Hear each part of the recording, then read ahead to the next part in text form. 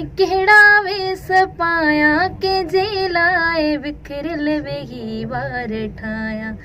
रुठल आहे जानी कहिड़ा वेस पाया के जे लाए विखरल वेही वार ठाया, के जे लाए विखरल वेही वार ठाया।